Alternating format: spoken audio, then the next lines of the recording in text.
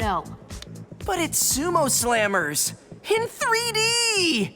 Ben? Salut tout le monde, c'est Xavier, bienvenue sur Watch Mojo français. Aujourd'hui on se retrouve pour le top 10 des changements de personnages de dessins animés qui ont mis les fans en colère. That doesn't look good. Yeah, but my shift is over. Call me in the morning, if you can still dial a phone. It was you! Man, what a juicy twist.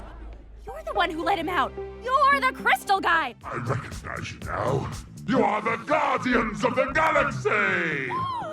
That's a different superhero universe. Pour cette liste, on va s'intéresser au moment où des personnages d'animation bien connus ont pris un virage à 180 degrés sur le plan de la personnalité ou de l'histoire, à un point tel que leur réputation a été ternie auprès des fans. Attention aux spoilers! Selon vous, qui a subi le pire déraillement de personnages? Dites-le moi dans les commentaires.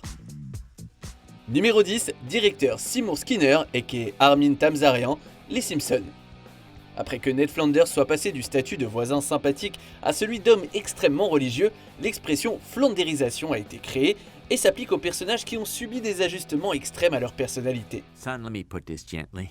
We're all going to hell! You opened the doorway to disbelief in God's own house! Cependant, même ce changement était loin d'être aussi infâme que celui du directeur de l'école. Dans la saison 9, on découvre que Seymour Skinner est en fait un imposteur. I'm an imposter. That man is the real Seymour Skinner. Dans un scénario plus que rocambolesque, on apprend que son nom est en fait Armin Tamzarian et qu'il a volé l'identité de Seymour Skinner pendant la guerre du Vietnam. Apparemment, les scénaristes pensaient que ce changement soudain et inattendu passerait bien, et ils nous suggéraient même de tout oublier. By authority of the city of Springfield, I hereby confer upon you the name of Seymour Skinner, as well as his past, present, future, and mother. Okay. And I further decree that everything will be just like it was before all this happened. C'est évidemment le contraire qui s'est produit. Cette histoire est devenue tristement célèbre aux yeux des fans et des responsables de la série également. Numéro 9, Timmy Tiberius Turner, mes parrains sont magiques. Comment ne pas compatir avec Timmy Turner, un enfant ordinaire que personne ne comprend, avec des parents négligents et une babysitter sadique? Oui, il était légèrement égoïste mais aussi plein de bonnes intentions. I can't! I wanna win, but not if it makes my dad sad. Cependant, à mesure que la série a progressé, toutes ses qualités se sont envolées et il est devenu encore plus égoïste et arrogant, plus négligent avec ses souhaits, trouvant même un moyen de toujours obtenir ce qu'il veut. I have discovered devastating evidence against Timmy Turner. He hasn't made a million wishes after all. He's made 1,000,001! Il met même le destin de l'univers en danger par pur caprice. Il arrête le processus de vieillissement de tout le monde afin de pouvoir garder ses faits pour toujours. C'est vraiment l'un des pires filleuls de tous les temps. Here is the really bad part. If the book explodes, so does the universe. Numéro 8, Edward, Thomas et ses amis. Tous les fans de cette série savent qu'Edward est un vieux train gentil et sage qui fait toujours de son mieux, quelles que soient les circonstances. Edward set off for the station. Broken up, what a shame. Broken up, what a shame. I must help Trevor, I must. Cependant, les saisons suivantes semblent l'avoir oublié, ni trouver comment bien le représenter. Un jour, c'est un vieil homme faible avec des problèmes de confiance qui peut à peine bouger une roue. Edward puffed as hard as he could, but the train hardly moved at all. Le jour d'après, c'est un moulin à paroles impatient et pompeux qui rejette facilement quelqu'un juste parce qu'il a une apparence différente. Les deux représentations ont une chose en commun, elles rendent Edward détestable. Heureusement, cette série en images de synthèse a fait de son mieux pour le rendre comme il était à l'origine, même s'il est là moins souvent. You just have to find it! But I need that car now! What would they say at the clay pits if you came back with no cars? Oh, fine. I'll get it. Thanks, Edward! Numéro 7, Benjamin Ben Tennyson, Ben 10 Alien Force. Les deux premières saisons d'Alien Force ont vraiment montré à quel point le jeune Ben Tennyson avait grandi depuis la série originale. You two aren't even worth it. Huh? It's ridiculous. Could you at least try being original for a change? Il a commencé en tant que petit garçon arrogant et immature avant de s'épanouir en un jeune homme responsable et un véritable leader. Puis, la saison 3 est arrivée et l'a fait reculer de 10 pas au moins. Ben redevient soudainement un héros arrogant et immature, prêt à se vanter de ses accomplissements et qui met ses proches en danger. Oh, you guys missed the whole thing. We saw enough. Ben, that was really stupid. Except for the part where it worked, right? Apparemment, les scénaristes ont oublié le développement de son personnage. On a l'impression que l'ardoise a été effacée depuis que Ben a reçu l'Omnitrix. Malgré quelques tentatives pour redresser son personnage dans Ultimate Alien, le mal était déjà fait, et ça n'a fait qu'empirer dans Omniverse. Oh man, Lucy, you got her good! Oh, Gwen, you should have seen the face you made when you realized you were pranked! Numéro 6, Rhombulus, Star Butterfly. Rhombulus était un membre du Haut Commissariat à la magie. Il était un peu impulsif et enfantin, mais il avait généralement de bonnes intentions. This is amazing! I mean, it's actually really bad, but it's good for me. But yeah, wow, I mean, that's bad news for the universe. Oui, sauf qu'au fur et à mesure que la série avançait, on a vu un côté plus méchant qui l'a transformé d'un gars bien intentionné en quelqu'un plein de préjugés. Tous les membres du commissariat ont une aversion intense pour Eclipsa, mais Rhombulus pousse sa haine beaucoup trop loin. However, the Magical High Commission has also been found guilty of tampering with Muni's history and omitting the truth from the Butterfly family for generations. Il organise un plan qui met en danger un grand nombre de citoyens innocents juste pour prouver qu'il avait raison. Et que fait Rhombulus quand des tonnes de monstres perdent la vie? Il organise une fête. C'est vraiment difficile d'apprécier quelqu'un qui abuse de son pouvoir. Woo! Pizza party! Numéro 5, Courtney, défis extrêmes. Courtney était une je-sais-tout ambitieuse et autoritaire, mais elle avait toujours une bonne conscience et une relation intéressante avec Duncan. Well, you could always give me that kiss. That'd be pretty bad. You're still not my type. Fine. Enjoy a peanut butter-less life. Thanks. Enjoy prison. I will. Cependant, lorsqu'elle s'est vue refuser une chance de prendre part à la compétition dans la saison 2, quelque chose en elle s'est brisé.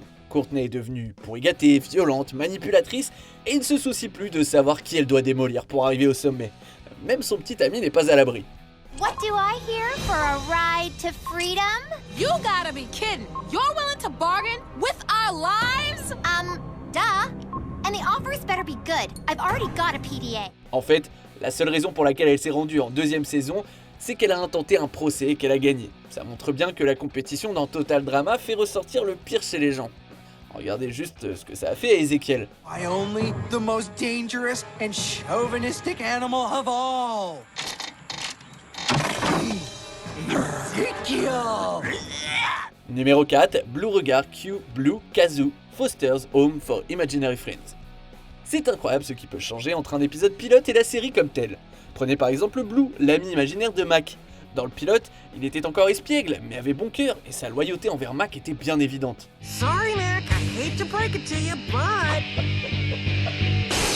your brother is a big fat doofus. Dommage que ça n'ait pas duré longtemps. Quand la série est sortie, on nous a présenté un tout nouveau Blue. Il était devenu un sociopathe rebelle, morveux, égocentrique et narcissique qui manipule et blesse constamment ses soi-disant amis. Blue pleurniche également dès qu'il n'obtient pas ce qu'il veut et est ridiculement mauvais au bolo. You planned 2 parties all along. Knowing I'd destroy them both, then feel so bad I'd throw my own surprise party and completely humiliate myself. Son personnage dans le pilote était complètement différent de l'être de la série. Honnêtement, c'était probablement mieux que Mac le laisse être le problème de quelqu'un d'autre dans le manoir.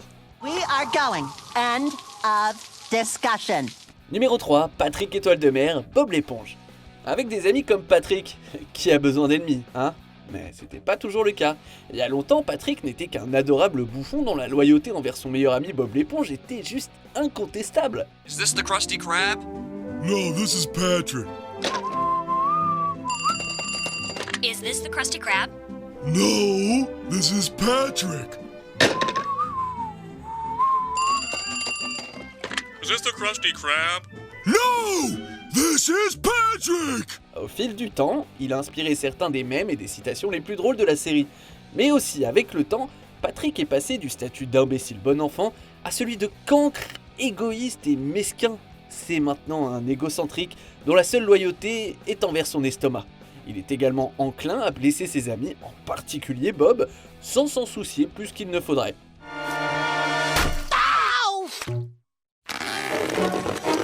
There appears to be a little bit of swelling. Il y a des moments où Patrick revient à sa personnalité plus sympathique. Le problème, c'est que le gros débilos rose ressort beaucoup trop souvent.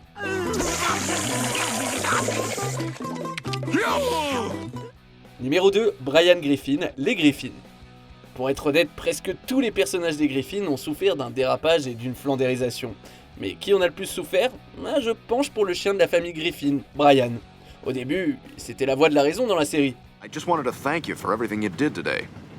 I know this whole trip has been a mess. Bien sûr, il avait ses défauts, mais il était toujours sympathique, surtout avec Stewie. Avec le temps, il est devenu plus prétentieux et méprisant, utilisant et abusant de qui il pouvait quand il le voulait. Look, I have written a best-selling phenomenon. I should be sitting in the front goddamn room. Okay, I hear you. Et puis il est devenu de plus en plus obsédé par ses opinions politiques. Son caractère ne s'est même pas amélioré après qu'il ait été ramené d'entre les morts, ce qui nous fait nous demander si son épisode de renaissance en valait vraiment la peine. Oh yeah, that's good library. Oh, you didn't come here for me, you came to be a creep. Whatever, you go do your thing. Avant de dévoiler notre premier choix, voici quelques mentions honorables. Pamela Pam Pouvet, Archer. Autour de la saison 5, Pam développe un problème de drogue. Would now be a good time to talk about Pam's cocaine addiction? Or the inspiring story of her heroic struggle to finally triumph over it? Roger, American Dad. Roger devient encore plus sociopathe au fil du temps. No, you don't. You're obsessed with me. There's a difference. What? Roger, love is mutual. And that's what Jeff and I have. Charles et Phileas, Thomas et ses amis, deux des locomotives les plus sages de Sodor, sont réduites à l'état d'enfants. I'm the bravest engine in all the world, he called. But Skarloey was too heavy, and the winch broke. Les super nanas.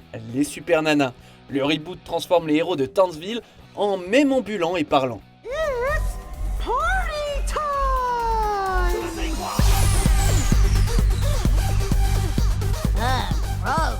On arrive presque à la fin. Nous publions de nouvelles vidéos chaque jour, alors avant de continuer, abonnez-vous et activez la petite cloche et les notifications sur téléphone pour ne rien rater. Numéro 1, les Titans, Teen Titans Go. Il est évident que Teen Titans Go s'écarte radicalement de la série originale Les Jeunes Titans. I wish I knew my grandma. Come on, man! You're crying all over our pancakes! L'accent est mis sur la comédie loufoque plutôt que sur le super-héroïsme. Le pire, dans ce changement de ton, c'est sans doute la nouvelle caractérisation des Titans. Ils sont devenus des parodies flandérisées d'eux-mêmes. Non seulement ils sont incroyablement immatures, mais ils sont aussi vraiment incompétents. This guy thinks we didn't save anything. We saved room for design! La plupart du temps, ils agissent à peine comme une équipe, choisissant plutôt de traiter tout le monde autour d'eux d'abrutis. Sérieusement, pourquoi sont-ils encore potes? Et c'est particulièrement désagréable d'entendre les voix des Titans d'origine sortir de ces audioscopies. That doesn't look anything like me. This guy's a terrible artist. Move it along. Don't waste your money. Curse you, cyborg! Chaque fois qu'il parle, il nous rappelle à quel point les personnages sont tombés bien bas. Que pensez-vous de notre sélection? Dites-le moi dans les commentaires et checkez ces autres super vidéos de Watch Mojo français.